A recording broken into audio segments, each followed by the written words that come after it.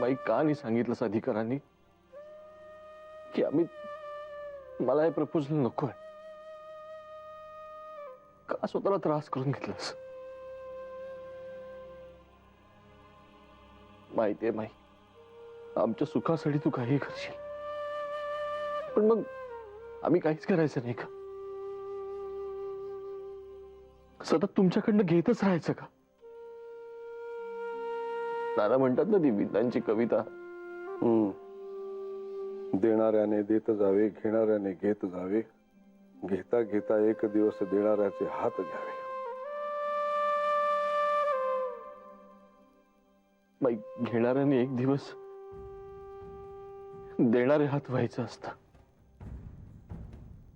आणि तो क्षण, तो दिवस अचूक ओळखायचा असतो. घेणाऱ्याला जे हवंय ते त्या क्षणी दिलं तर दोघांनाही समाधान मिळतं.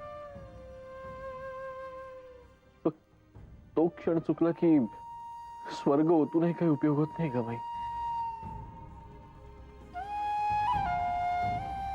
माझा तो क्षण चुकणार होता.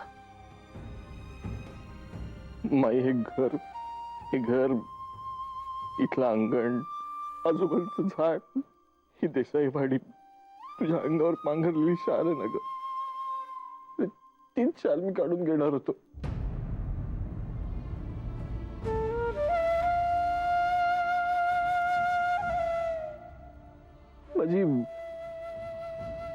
माझी ऍड एजन्सी काढण्याच्या नादात वाहवत चाललो होतो.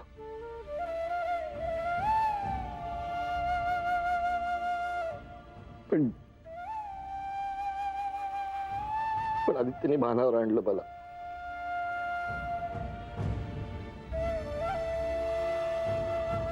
माई, हे प्रपोजल कॅन्सल.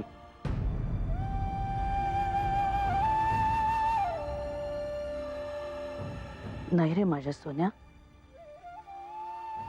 तुझ्यासारखीच मी चुकत होते.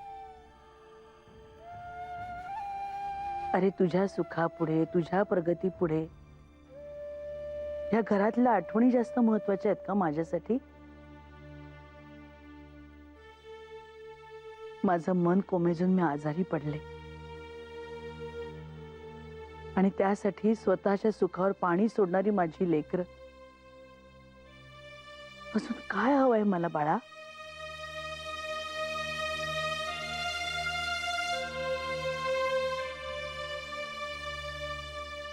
मी कुठेही राहायला तयार आहे बाळा. जिथे माझी लेकरं तिथेच माझं गोकुळ. खरं सांगते बाळा,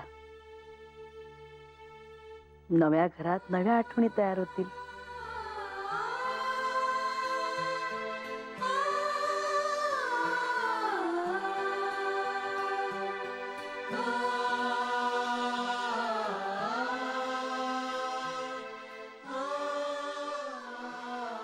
नानांनी सह्या केल्यात ह्या पेपर्सवर.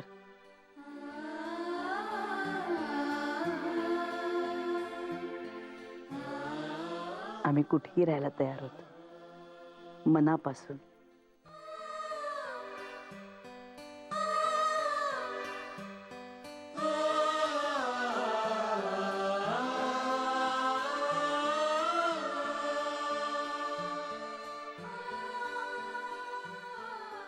नाही बाई,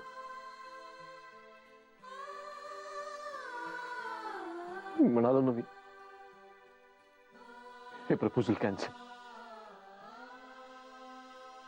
हे प्रपोजल कॅन्सल.